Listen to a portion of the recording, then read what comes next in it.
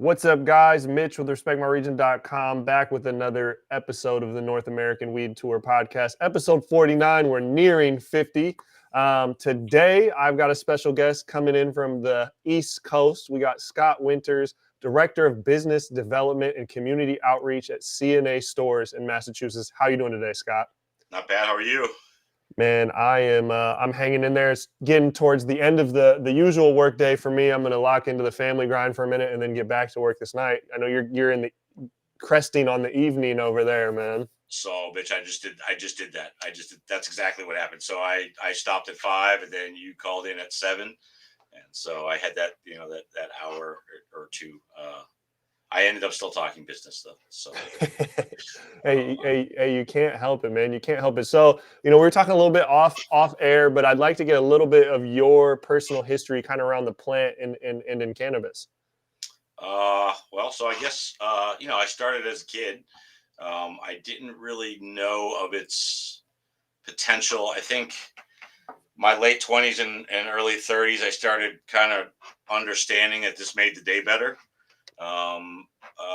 And I met my better half 13 years ago, and I realized that this is really helped because I started kind of putting character traits into titles like depression and PTS, right? And therapists started, kind of putting those things in there. And so now I know that I for the last 13 years daily, I've been treating,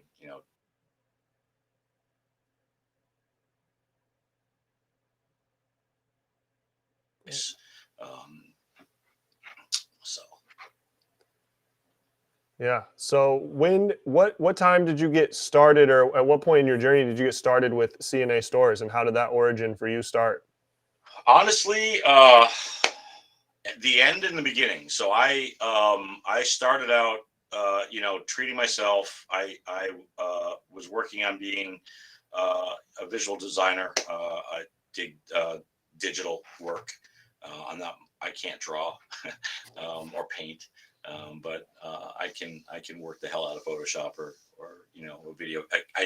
Camera is really my bread and butter. That and the gift of gab marketing. Being able to talk about something I care about. That was my world. But I began advocating back in 2014 vocally in my city at city council meetings and.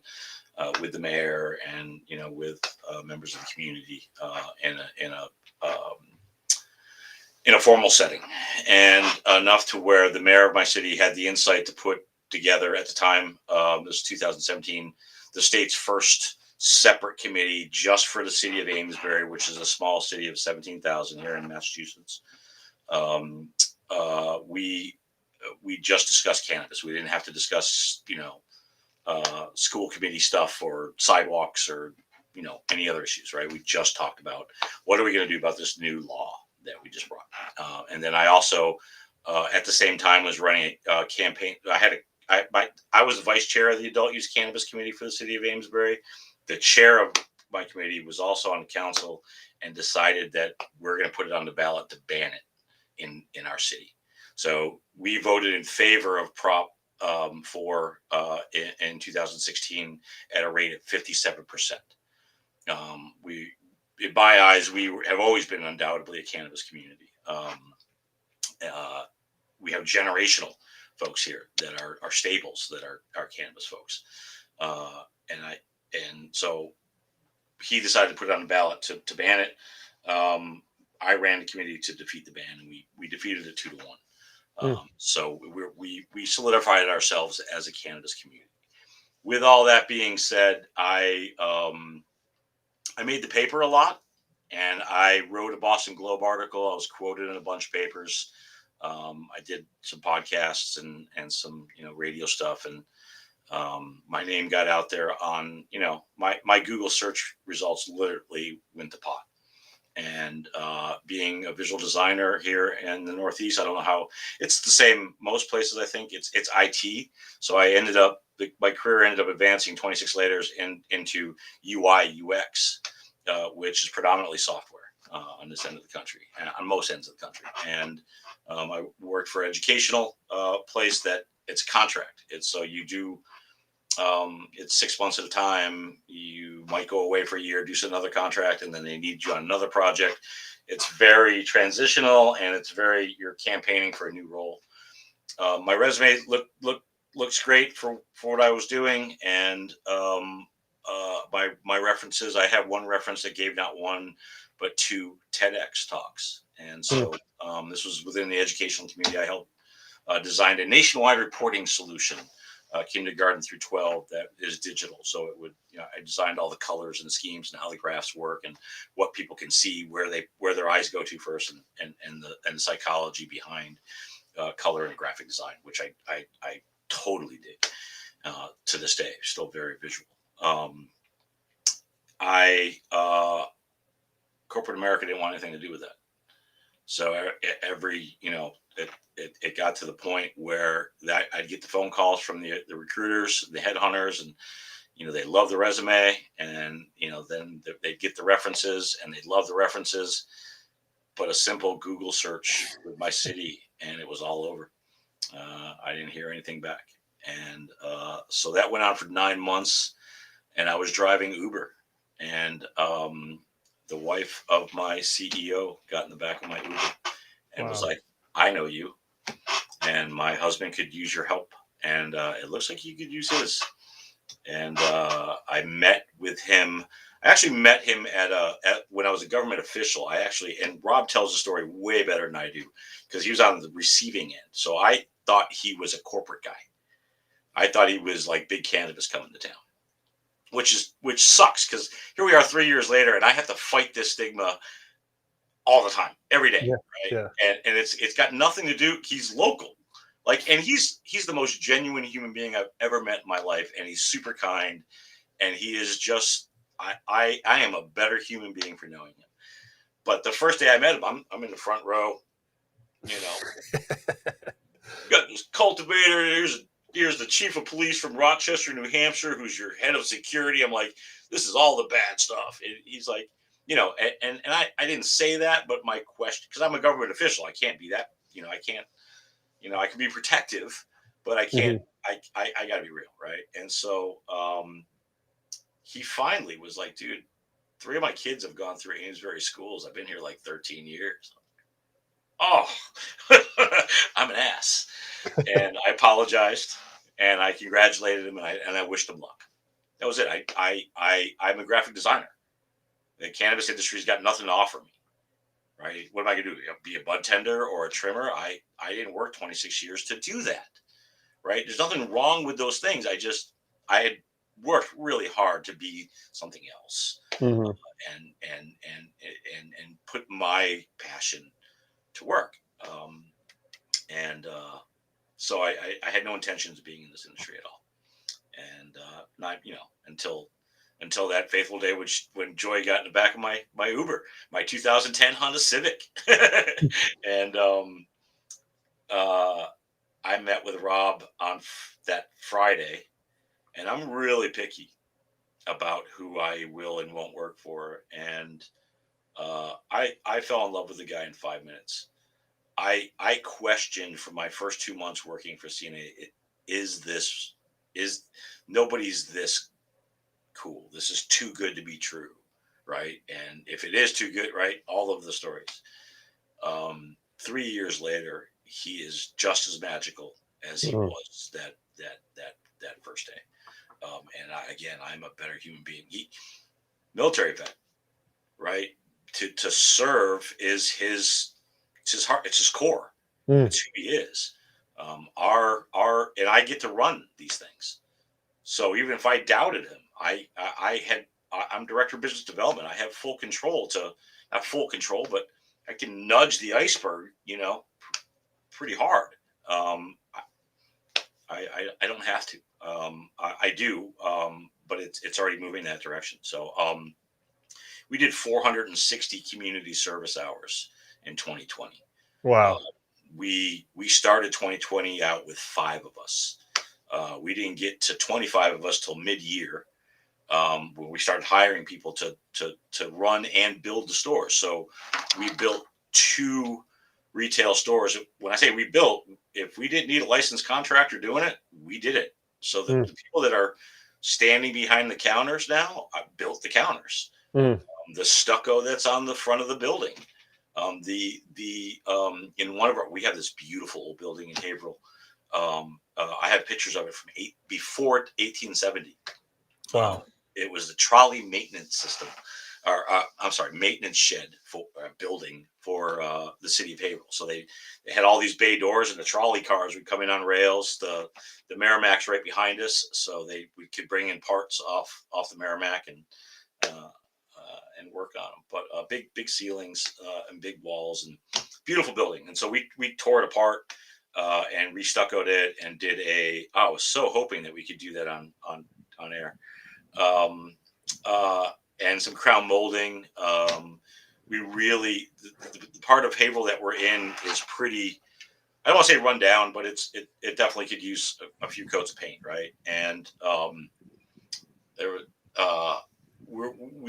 that plaza is gorgeous.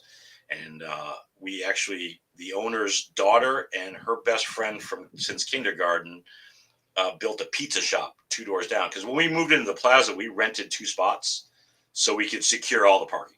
So all the municipal conversations are about parking. Where are they going to park? The traffic's going to back up for miles, right? It's like, we wish, right? It's not how it works. But you can't talk that crowd down. So we instead we could say we have 2/3 of the parking in this entire parking lot. Plus, we rented a lot out back, so we have 70 spaces out back, and we have 20 something spaces out front. We own the parking, right? And so she ended up building a pizza place and a baked good place. The 2 girls did, and whoa, dude, they are killing it. That pairs pretty well with cannabis, man. If I could put the 2 menus together, because Massachusetts got some pretty strict regulations. I can't. If I could put the 2 menus together, I would. You can order your pizza and your weed all at the same spot, come to one plaza, pick it all up, and be out. And that's what people do. And with your guys' store, something that I read is I believe you guys have a deli style service for flower. Yeah, and I guess you West Coast guys, that's nothing new for y'all. Well, so I mean, from the medical days, that's how it was. In recreation, where I live in Washington, all packaged good. Oregon. Do you know why that is? It's 2 things. It's branding, which is huge, and it is the municipal conversation. Sure. So the people were up in arms. It's going to smell. It's going to smell.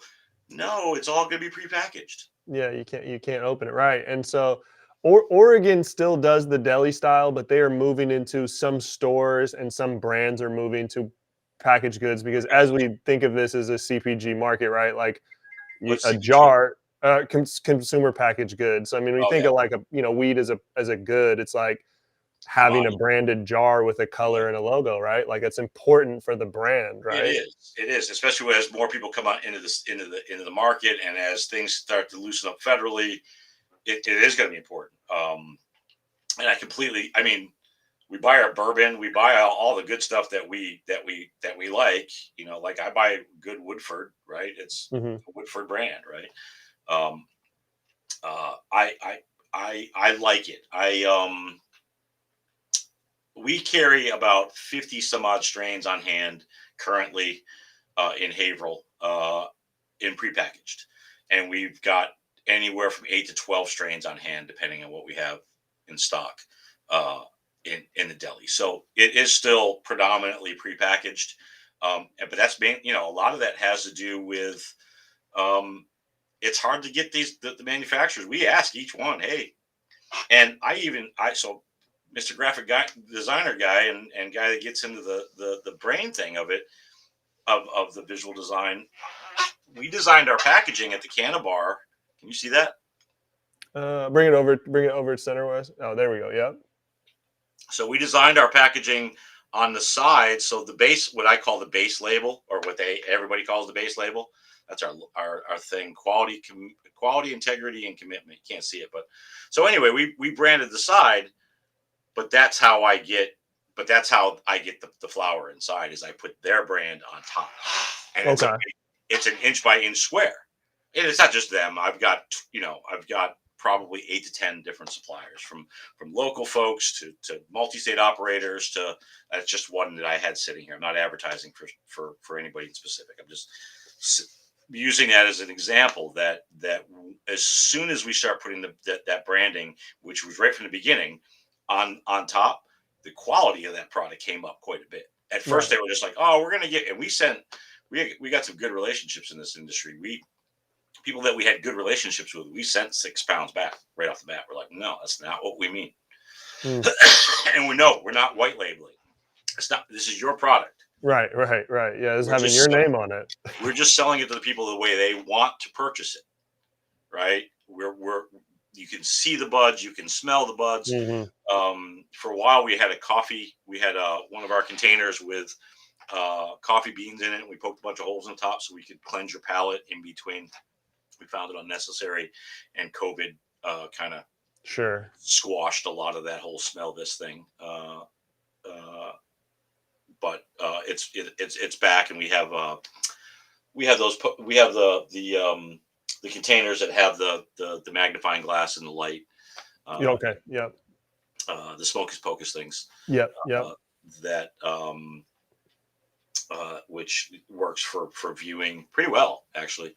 Especially when we have some dark lighting. It's kind of right. I mean, you get the light right on the nug, plus the magnifying. So you can see it up close without having to put the jar right up to your eye. I'll take that nug right out, and that could be yours if you want it, right? Or you can pick from this big jar, right? And you can say, I want that one, that one, that one. There's a lot of people, like I said, in Washington, we're not allowed to do the deli style, but we came from medical. There's a lot of people who prefer that. There's a lot of people who, we used to serve it with, I don't know if you guys do it with chopsticks and like. Yeah, we have little metal, stainless steel. They're like mini salad tongs, I guess. They're Yeah, they did that. I don't know. They're surgical. They're like this long. Yeah. But that's how we handle it. And everybody's got gloves, and so people really prefer that. Obviously, for the market and for the branding, it's nice. And you guys obviously overcame that nice of still getting the brand their shine, but then giving the consumer experience where I get to pick the weed out strictly on the weed, right? Because that's the biggest complaint when you move away from being able to see it and smell it. Because weed can look great and it could smell and taste like absolute trash. And absolutely. I've seen very few stuff look good but taste great. I've seen some. You manicure things right, I guess it doesn't really matter what you grow. You can I won't say what grandma used to say, don't polish a turd, but so but with that branding on top, we don't take it. If it gets sent to us, we send it back. We also do our own, so we do trim beyond what they send it to us. And then we use that trim and that keef to go back into our pre-rolls, which is also, it's not as branded because the things are so tiny.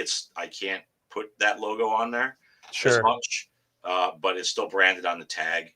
It's just not as prominent, and I can't make a side label. They're really like these little. I don't have one on me, but they're Calyx. I don't know if you know Calyx at all. Yep.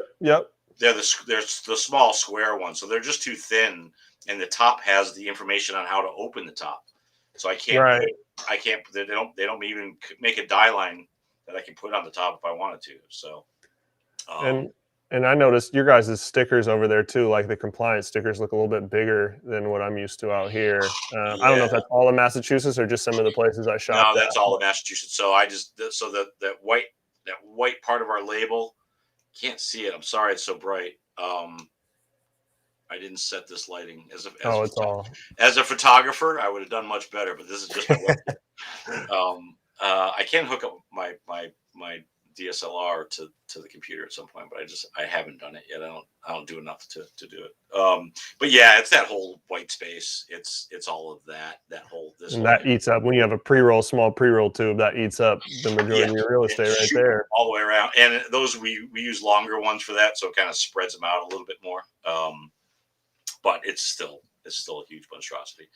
You gotta be careful not to cover up the main branding with that, otherwise you lose all the branding. And you guys seem to be, again, I just had my first trip out to Massachusetts and I went to a couple of stores. Obviously, your guys' medical industry was vertically integrated. So a lot of the players, obviously a lot of the places I went seemed to cultivate the majority of the flower or products that they sold. Yep. And so you guys seemingly do that, but then also work with quite a bit of cultivators as well. Yeah, we started out as a retail. I mean, we were building out the cultivation, and we're still building out the cultivation as we were moving along. The retail is helping us fund the Hmm. the cultivation side. The original intention was to bring on like 6 or 7 different manufacturers, and really kind of, and there's still working models out there that do that. We we saw that coming. We saw that the having choice matters, Right. and developing relationships. When we are cultivating, so in the state of Massachusetts, you're only allowed to own 3 stores, 3 retails. So you can only have 3 adult use licenses or recreational licenses. I prefer to call it adult use, um, uh, and 3 medical licenses. You can grow up to 100,000 square foot canopy, um, and have a manufacturing license. I don't know if you can have multiple manufacturing licenses, but and then a delivery license and a transport license, right? Um, that's it, right? That's a lot of licenses, but it's not like Florida where you could have those licenses I just mentioned times 30. Right? You Right. can't do that. And so when we are cultivating, and the same thing with everybody else, we have to keep friends. If I want my product in the western part of the state, or if I want our product in the South Shore, we have to have friends in the South Shore and the western part of the state. And the same thing goes for the western part of the state and South Shore, right? If they want to get their product on the North Shore, right? So the relationships and the collaboration is phenomenal, phenomenal, just phenomenal. It's just it's a great space to be in. You still got folks that you may or may not want to do business with for whatever reason that is, whether that's product or personality or both, right? And that's still going to happen. So, and the first part of our tagline is quality. So if we find a product that's just consistently crap, because you also got to remember too that this is a commodity, and there's a lot of folks out there. I've heard from, and I won't mention any names, but there were certain manufacturers or producers that had had god awful reputation. Hmm. God awful reputation in my time. I've known some that I wouldn't touch it. It was gross. It was that stuff you were just talking about, right? And then got it brought back up like 6 8 months later, and it just knocked me flat out. And that can change with staff. You Hmm. could have a bad staff thing, whether that's bad head of cultivation, or just mixing of the meshing of the minds that's not working, right? Bad combinations of people, and create a lousy product. So I've also learned to stay fluid. Product that may not be what you expect of it is today, next harvest might be different. If something is consistently not, then you take it off the shelves. You don't bring the manufacturer in. If you see consistent issues that aren't being addressed, then you don't want to pass it on to your customers, because that will come back and bite you. What are some of the cultivators or the brands out there that you feel like people are starting to cater to, and are carving out an audience and a following? It doesn't necessarily have to be the best, but what are people starting to become aware of? So there's a lot. There's a lot, and I've had product out of the West Coast and California. There's a lot of good product. There's a lot of mediocre product. There's a lot of great product. Um, uh, it doesn't matter if you're a big company or a little small grower. I've seen I've seen it go like this. There are some there's some manufacturers, like there's two. And I'm really fond, and I don't mean to put any one of our producers ahead of one, Hmm. but I'm really fond of 253 Pharmacy, and they're a smaller cultivator. They're in their hometown of Turner Falls, Massachusetts, out in the western part of the state. Really, really pretty, small town stuff. So we've seen the western part of the state be very welcoming to the cannabis industry, just because the economics of it. And mills have gone. Mills are gone, or lumber yards are gone, or whatever. Farming is gone, and so it's kind of revitalized a lot of the areas, and so they've been very welcoming. And fortunately for these guys, their community, they didn't make their money in their community, so they had the money. You have to be pretty well funded on your own to do this thing, because the licensing process is we were in for 3 years. We're a veteran owned business, and it took us 3 years to go through the process. So it's not cheap. You got lawyers in each one of the cities you're trying to go into. You've got a citywide lawyer, and then you've got a main lawyer that Right. and then you've got the very first part of the process is you've got to secure a facility. So you're paying rent for 3 years before you sell a gram of weed, or you're paying a mortgage for 3 years without selling a gram of weed. So It's an expensive industry to be in. And so they were fortunate enough to find an old photography school in Turner Falls and rehab the building. The building's stunning. It is gorgeous. It's beautifully landscaped, just meticulously done. The security fencing is gorgeous. It's black, and it's non-intrusive, and the building is this wonderful shade of green with all this decorative grasses along the perimeter. A lot of the rooms have these big ceiling lights that were part of the original facility, so they're all like you walk in all day long. There's no light. You don't have to turn a light on in the entire room. Matter of fact, you had to put kind of like a Muslim fabric, to diffuse the light that's coming in some rooms, and that's just where people are trimming buds. That's not where they're growing. So they also they have those rooms as well. They're kosher certified.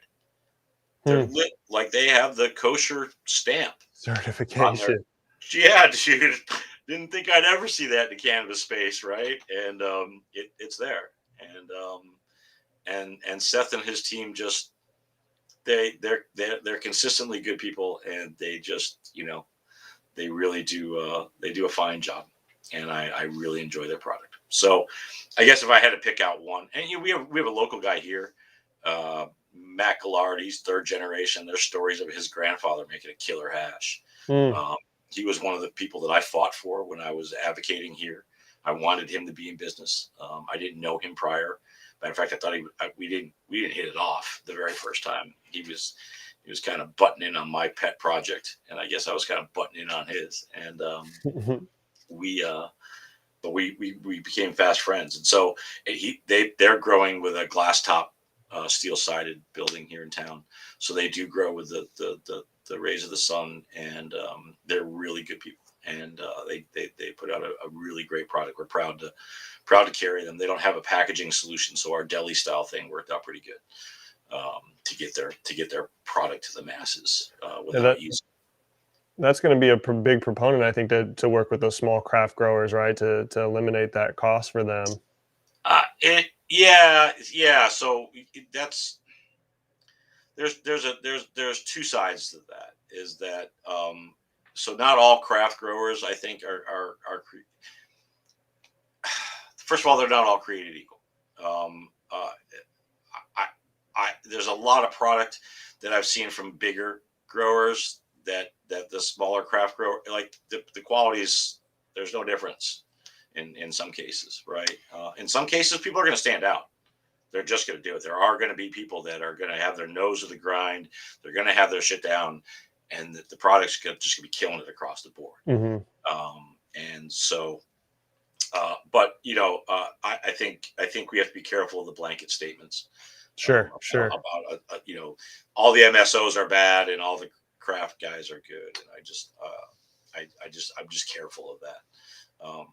And I don't. There's nobody in particular. Also, sometimes the craft guys, the products are a bit more expensive, and we can't pass that on to the customer. We're already pretty high. We're at $50 an eighth before taxes, and then we got 20% on top of that for taxes here. So people are paying $60-$70 for an eighth as it is, and so I can't get a top shelf price any more than that. Sure.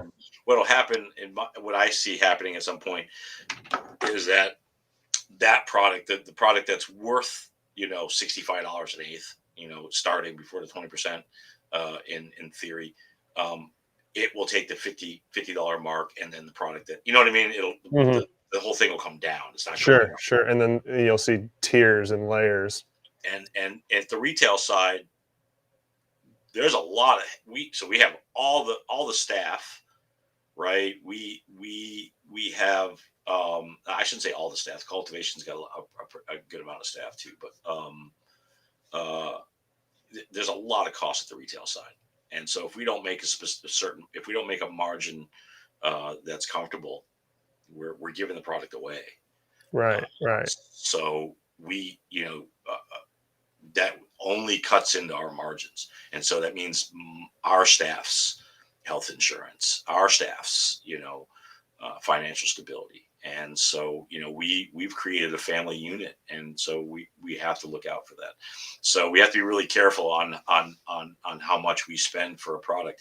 We're not super cheap either, but there's a place that we have to stop. You guys, yeah, I think your store is also located in a smaller town, right? It's not a right. No, we have two stores. Haverhill's 70,000 people. Okay. Bordering a city of 100,000 that borders, you know what I mean? Yeah. Amesbury, our home city, is a small right. town. It does about half the business and that's where you have, different demographics, right? For each store, smaller rural community is going to be but different. Either way, I'm not going to get more than $50. Sure. Just not going to happen.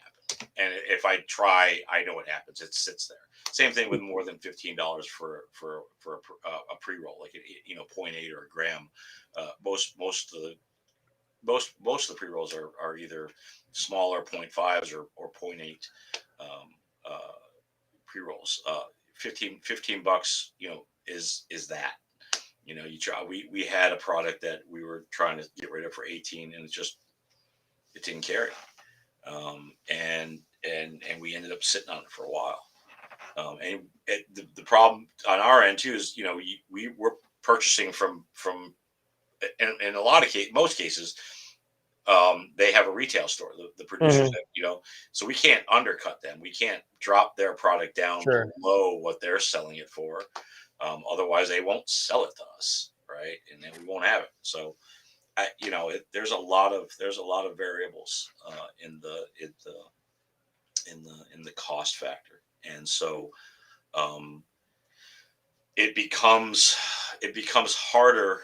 So when we're cultivating, rather than paying for it by the so it's rather than a set price, now I can trade you pound for pound, right? Because you have a retail store that's doing the same thing that our retail store is at, right?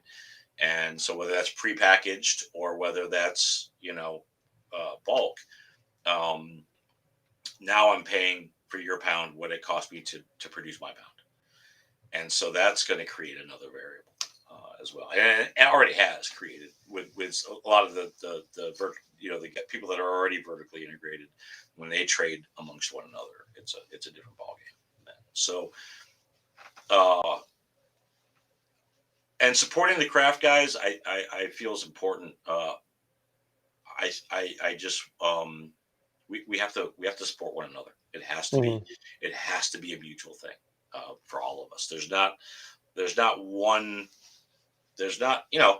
don't think there's one part of it that's more important than the other, especially in the way of Massachusetts, right? If I could have a farm stand, then you're selling, if you're vertically integrated, you're selling your own product and how much it sells for, right? If you can get $65 at your place for it, there you go. Right.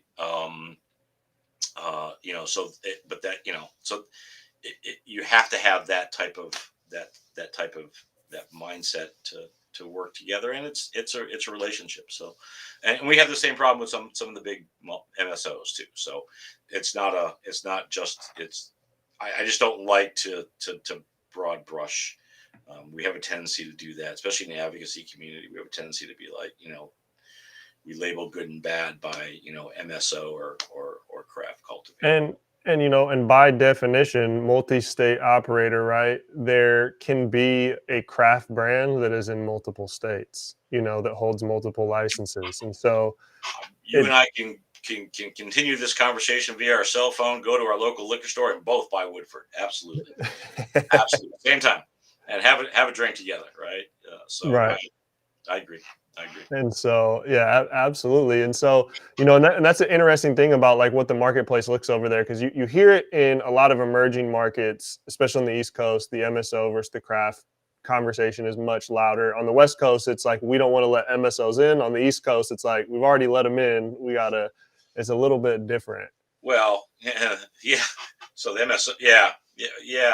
I I almost wanted to say that the MSOs came from California, but that's not true actually, at all, honestly.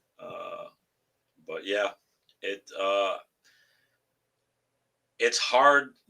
That's I think that's the nature of humanity. It's hard to balance between free market principles, right, and good local policy. It's not an easy conversation, and it's in a lot of cases I don't know that it's fair. If we we want to be an MSO at some point, we want to be in other states as well.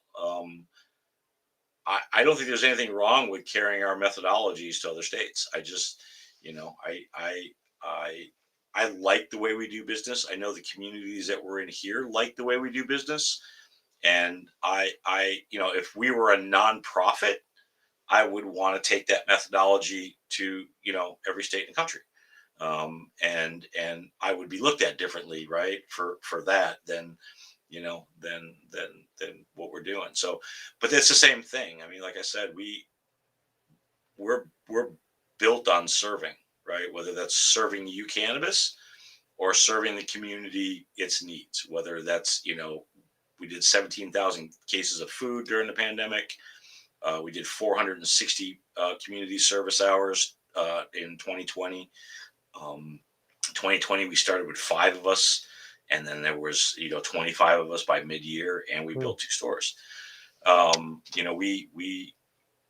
We stay busy, and we mean it. We do projects because we dig out seniors in Amesbury and in Haverhill. We do 28 residents here. Well, we did last year. Hasn't snowed yet. Knock on wood. I shouldn't even talk about it.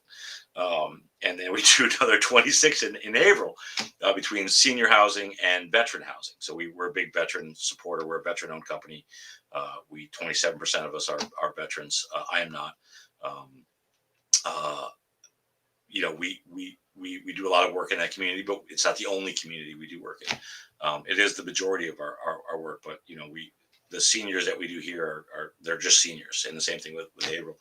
Um, we do that every snowstorm. We dig folks out. I do Amesbury. Our founder and CEO does Haverhill every year. I started that project in 2015, and just brought it into the business. Rob and Joy did the PMC on their own, and then just brought it into business. So every piece of philanthropic work that we do is things that we did as people, and Hmm. then brought it in and expanded the hell out of it. Like, I was one guy with a snowblower. It was Rob and Joy riding bicycles for the PMC. Right now, it's we the last group picture we did for the PMC, there was 30 of us in Wow. the shot that all raised money for the PMC. So, um, you know, uh, that's a great methodology, and that is something that I am honored to be part of. 17,000 cases of food. We didn't buy all of it. Keep in mind, we weren't open yet either.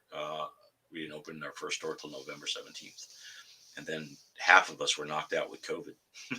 uh, we a lot of I stayed home. It was a crazy year, but we still got 460 community service hours done. We got some veteran housing maintenance work done. We handed out cases of food.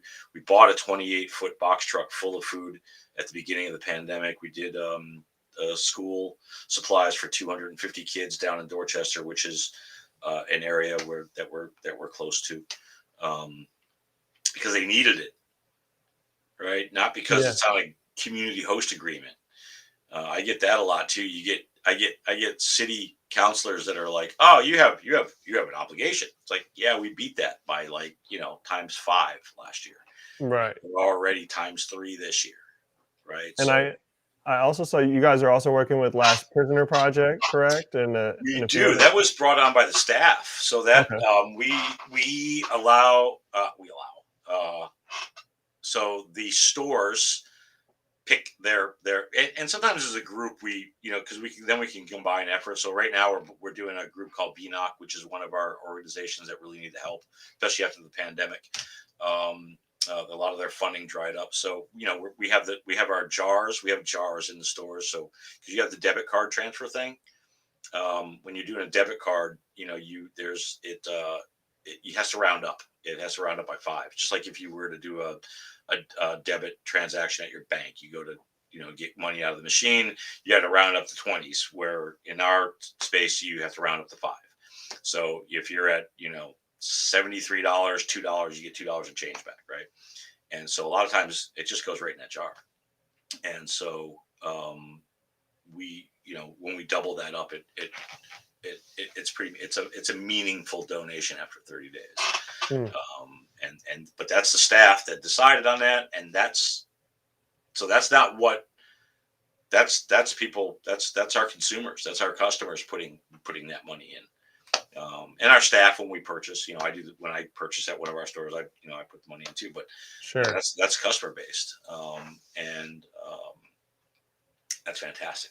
Yeah, Fantastic. I it's a call it the great. cannabis community of giving, is what Yeah, and it's a great organization to give back to. it They've is. definitely risen in awareness. Again, no doubt to just the narrative of what they're doing is pretty easy to get behind and want to It tell someone is.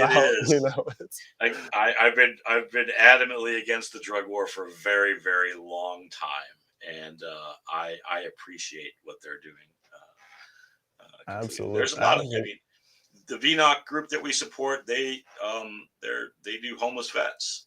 That's what their mission is in our area. So I think last count there was like 900 in Massachusetts and southern New Hampshire. Um, uh, there is 50,000 pre-pandemic numbers for veterans homeless in America. There's 570 total homeless people in America migrating all across the country at different times. They don't all end up in San Francisco, like the stories say, right? And they it's an issue that I feel as the richest nation in the world we shouldn't have. Sure. And so supporting VNOC is a no-brainer as well. Regardless of how you feel about uh, our policies, veterans don't have that coming. People, they got into something for a reason, and Sure. then to have these issues that and I was on the streets as not a veteran, but just I lived on the streets for 2.5 years when I was young. It's the support is huge, and if you can create the right environment, somebody's can be their very best, and that can shine through and be a an asset. And that's what we're trying to do. We're building tiny homes at our we have a project out in Winchington, Mass.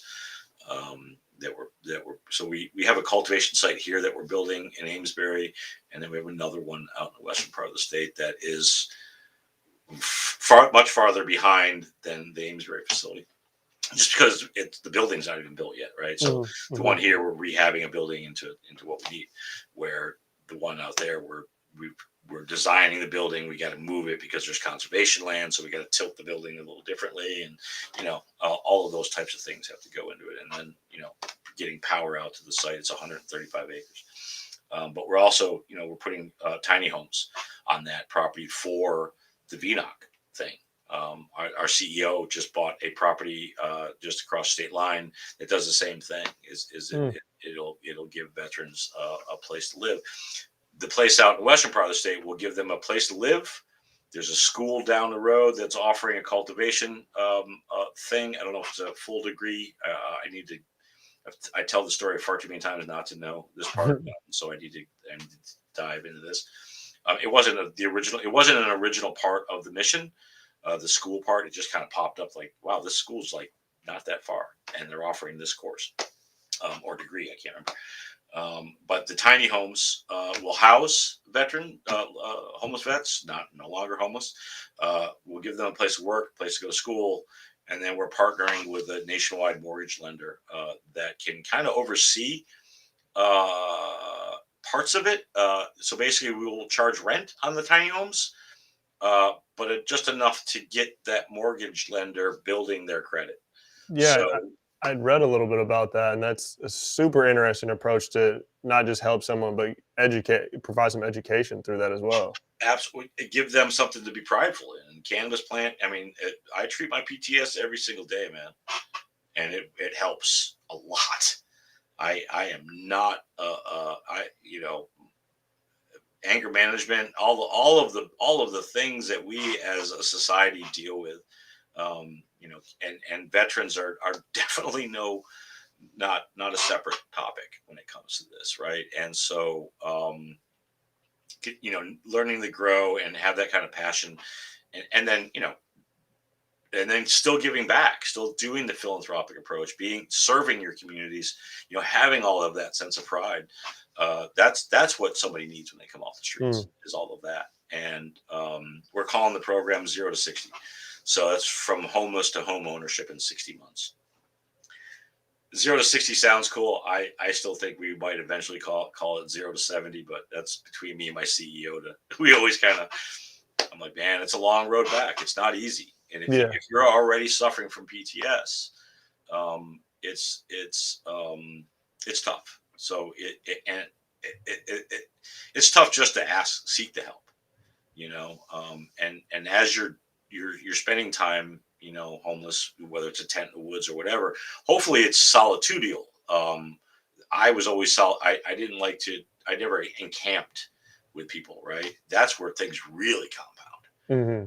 It's like sending somebody to jail. It doesn't help them become a better human being for the most case.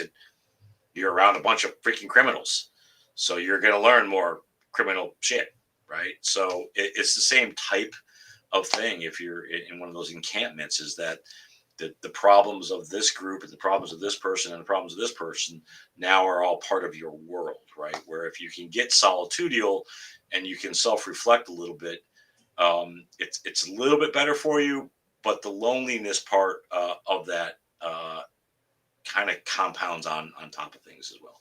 So 60 months might be aggressive, but we're going to shoot for it anyway.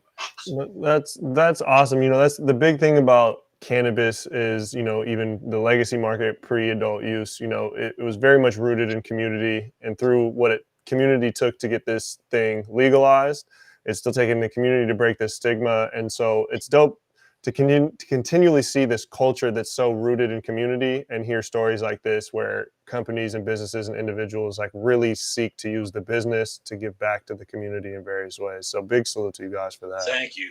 I think so we also, as advocates, we talked a lot about hemp, and not as the flower part, right?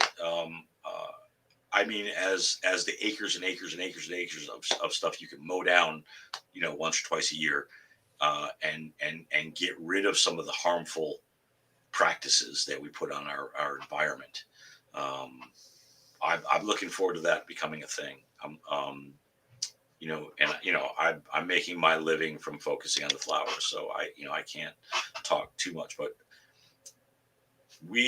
so there's a UMass Lowell is in Lowell, and we're not the only ones doing this. So, as advocates, we were like, we could change how paper's made. We could change how, hempcrete and clothing and the plastic, go from a petroleum-based plastic to a hemp-based plastic, and or just hemp-based products, right?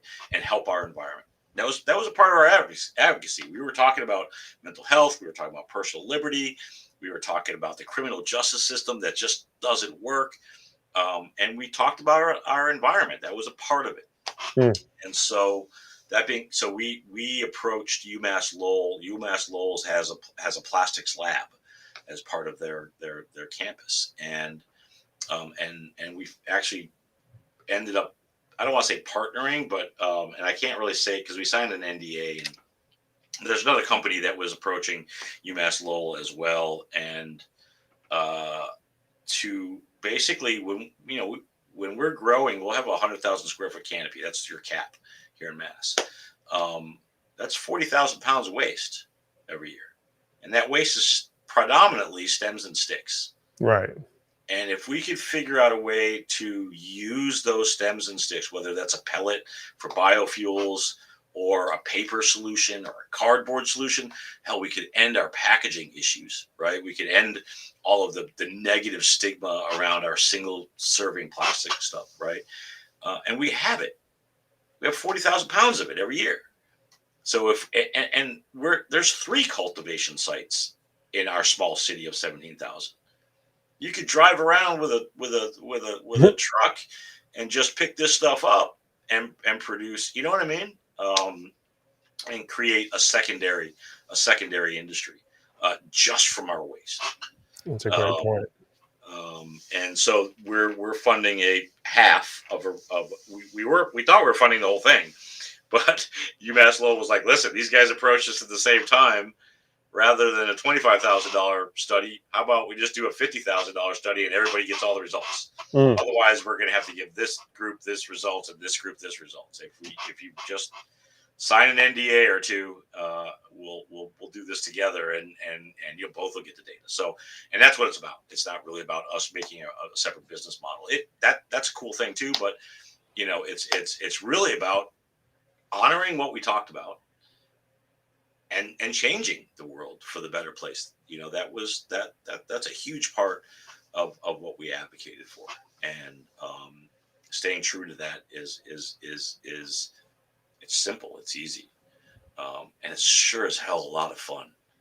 I talk to a lot of people in this industry, and they come from other industries.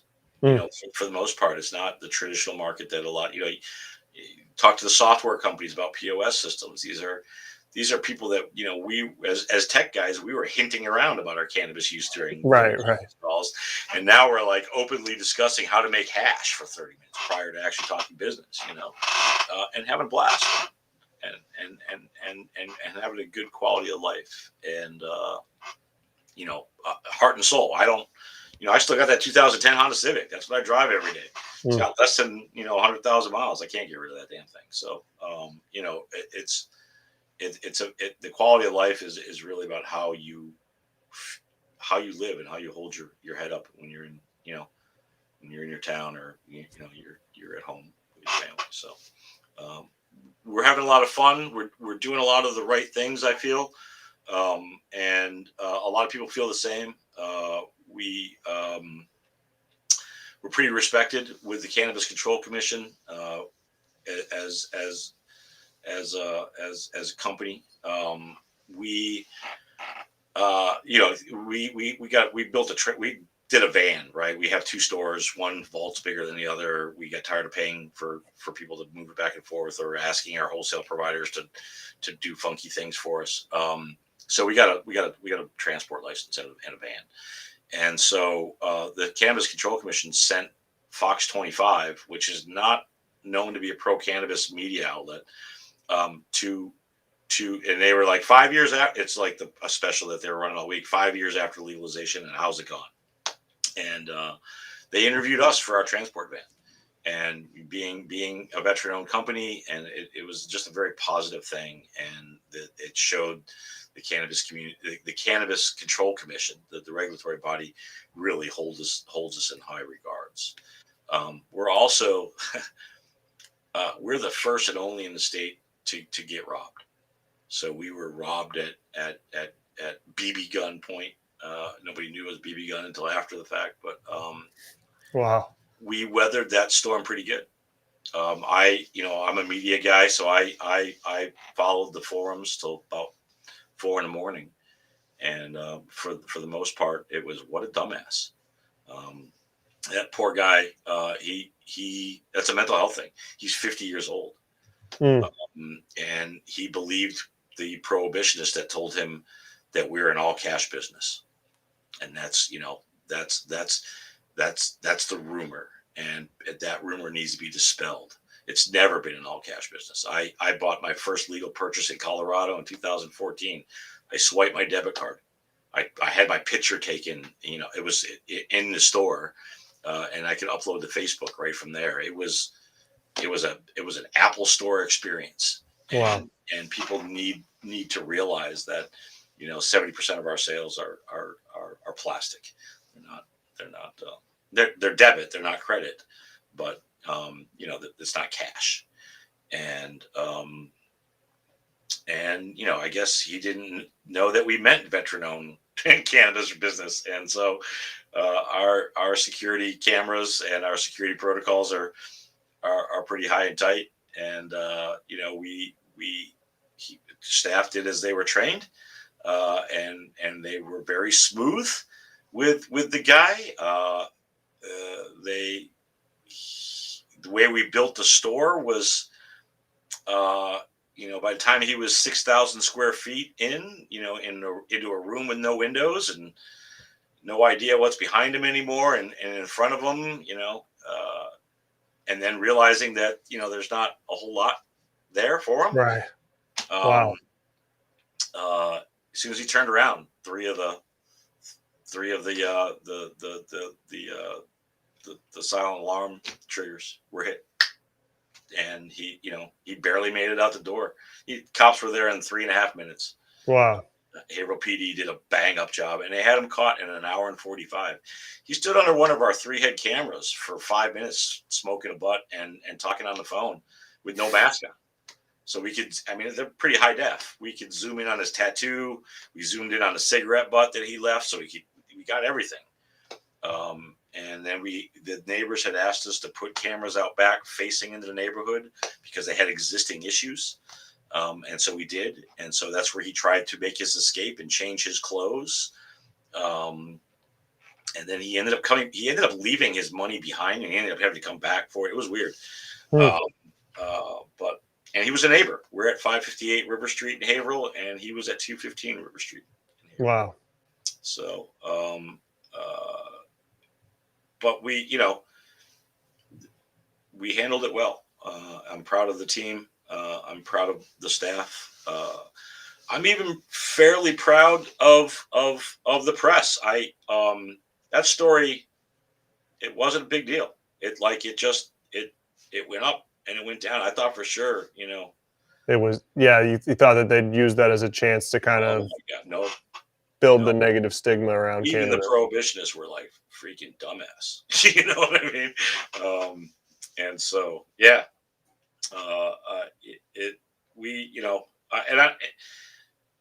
The industry's pretty good here. The regulatory body here is I think after federal legalization, I think it'll become the standard. And I know that product won't come in legally from other states as far as interstate commerce after after federal legals, descheduling, without it passing Massachusetts testing protocols.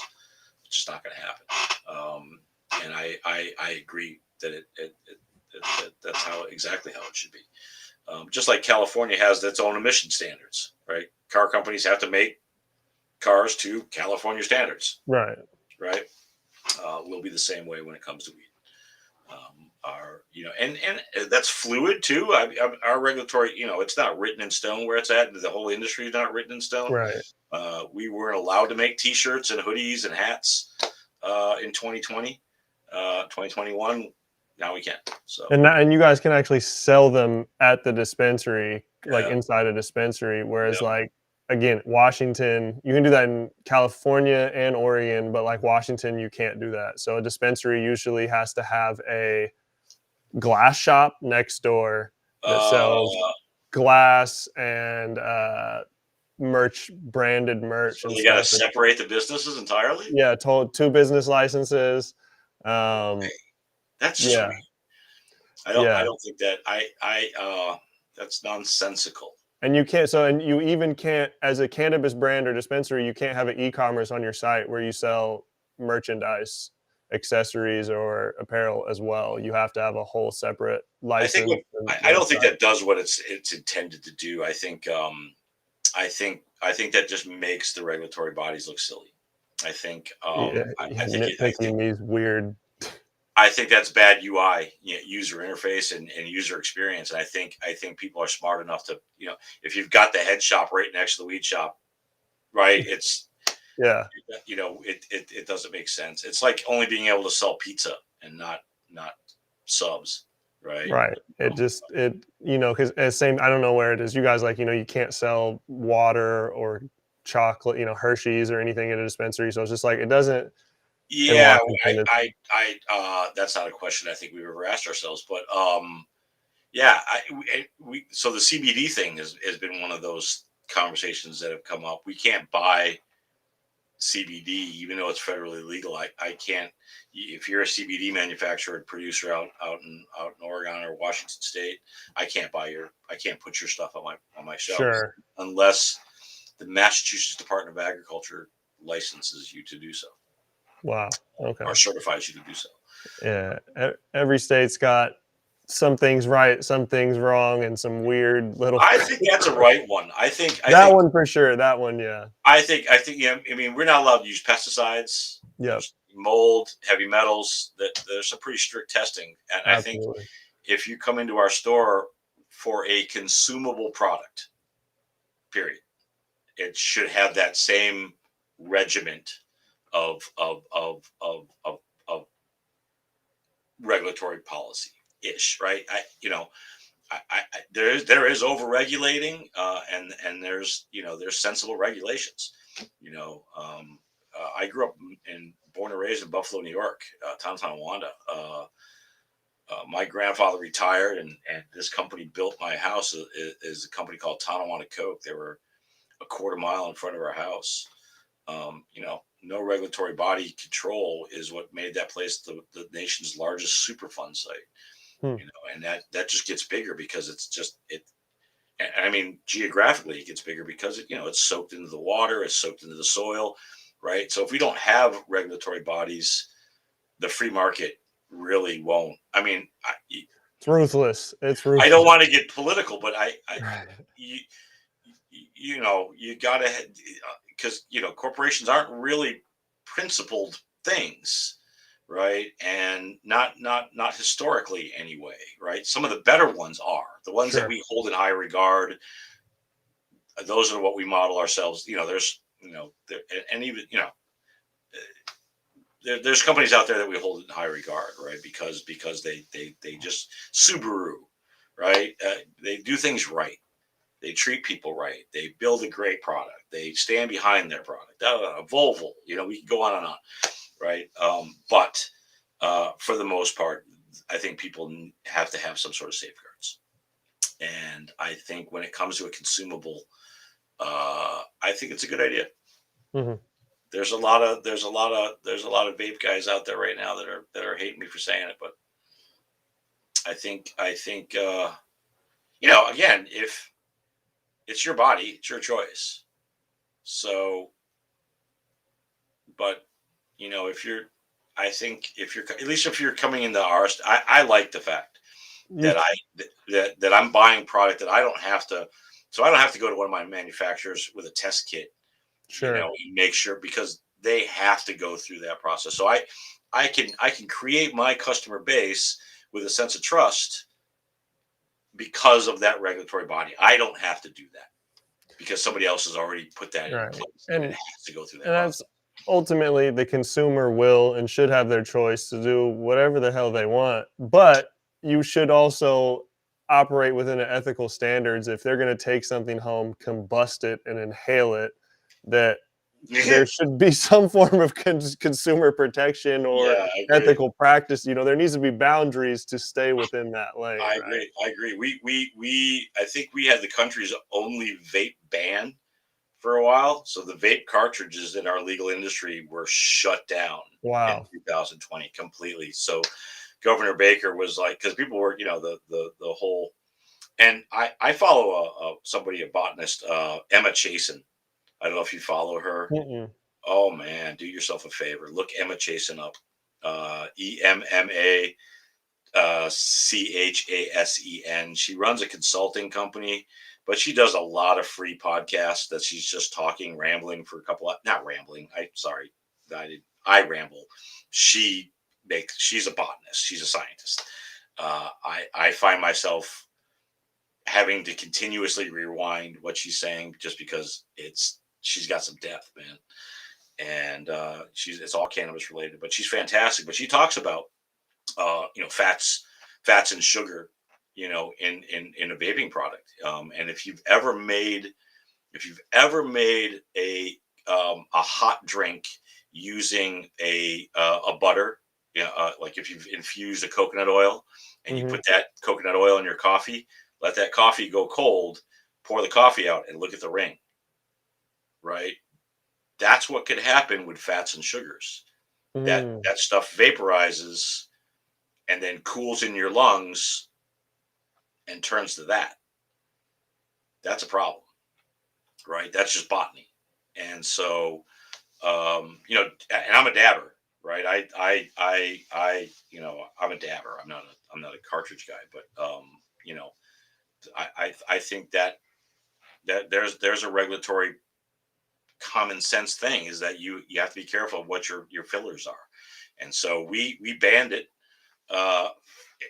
just until we could figure it out in the state. We have the best medical community in the world here in Massachusetts too, by the way. So, we have some pretty educated people in the Commonwealth to kind of help create policy. They eventually just eliminated certain fillers, right, that you can no longer use in cartridges. And then the cartridges that were in quarantine had to be tested again for those things. And if they did come up with those things, they had to be destroyed completely or mediated. That's always a controversial thing, the mediation process. If something's mediated, what does that mean? But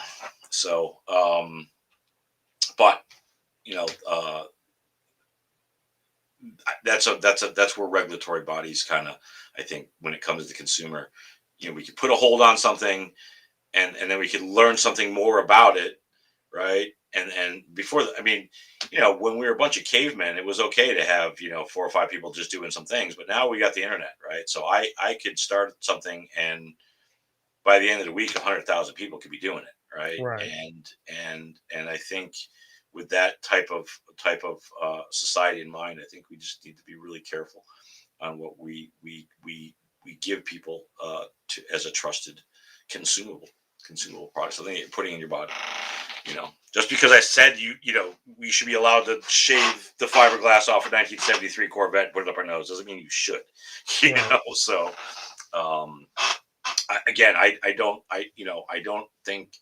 I think that should be on the product manufacturers in a legal industry. Obviously, you're not going to be able to do that in a traditional or that type of market. But when you're in a legal industry, I think that's part of the course. I think that's got to be part of your business practices. You've got to have a safe product. It's what we sold at the community centers anyway, right? That's what we told the people is that this is a safer way of doing things. I deal with depressions, and an indica traditionally doesn't work well with my mental health issues. It will drive me into my depressions. So I need a strain that is an uplifting strain, right? That will not put me in that mode. I'm not high strung by nature. People that are high strung by nature, they need the opposite, right? They need they need to find their space lower rather than I need to go higher. And then you got people that's myself. Is that you? Yeah, I need the indica, man, the sativa. I don't want to. I got too much going. So and then there's folks that deal with anxieties, and you don't want to give them heavy sativas, right? Because it'll trigger that anxiety. So, but man, I'm 52 years old. There's 30 plus years of that shit. You didn't know what you were getting. You sat on some guy's couch for 2 hours waiting on a bag to show up, and then it was what it was, and even when Kind Bud, started to pop in the mid '90s and late '90s, we didn't know what the hell we were doing. Nobody did. And so that became important. It became important at the advocacy level, and it became important to those of us that were treating issues. Um, and, um, and that was an important selling point at the community outreach meetings, right? That's what we told people, is that this was a safer way of doing it, because now and it's true, right? It's the truth of the matter. So it's unfortunate that we need regulatory bodies to actually to um, to make sure that we're not hurting people. Hmm. So Absolutely, absolutely. It's definitely an important thing. Um, to the regulation, standardization, testing, it's important. There's some things that, and there's always going to be critics. There's always going to be some things that are gotten right, some things that are gotten wrong. well, and Um, yeah, and I think that's where the critics come from. Is like in your example with the head shop, that deserves to be criticized, in my yeah, opinion, right? The weird policies we got with the on the road stony, what level of high are you when you're driving? I think all of those deserve to be looked at really, really closely. Um, 100%. That's a very difficult topic, but it is a massively difficult topic, even for scientists and stuff. right, And it seems to be the easiest for prohibitionists. You know what I right, mean? Where the rest of the world seems, to try to, but that's what we've seen as well in a lot of our regulatory bodies, is that it was created by prohibitionists. It was Ab- created by people that didn't vote for this.